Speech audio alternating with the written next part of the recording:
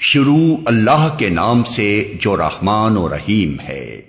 رحمان نے اس قرآن کی تعلیم دی ہے، اسی نے انسان کو پیدا کیا اور اسے بولنا سکھایا۔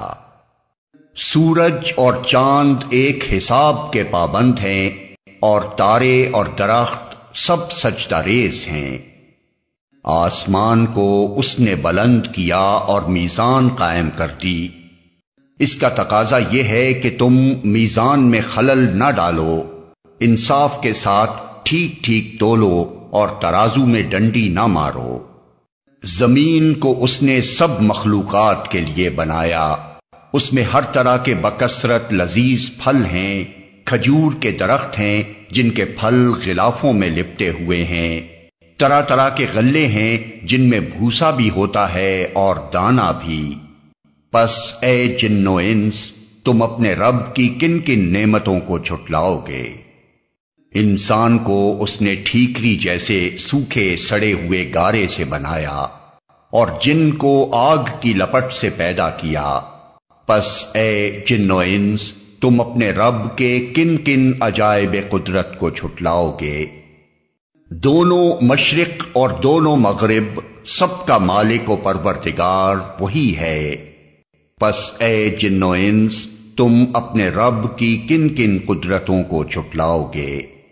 دو سمندروں کو اس نے چھوڑ دیا کہ باہم مل جائیں، پھر بھی ان کے درمیان ایک پردہ حائل ہے جس سے وہ تجاوز نہیں کرتے۔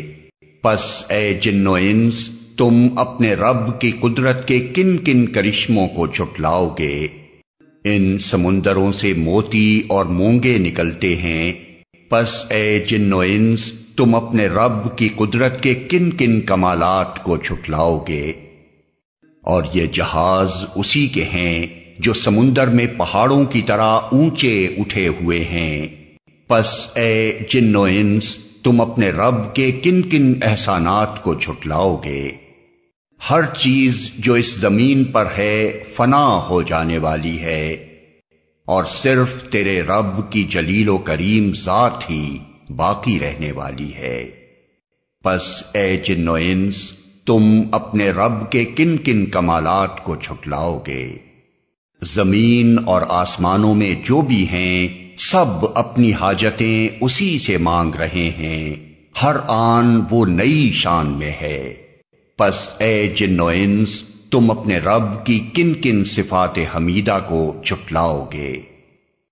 اے زمین کے بوجھو، ان قریب ہم تم سے باز پرس کرنے کے لیے فارغ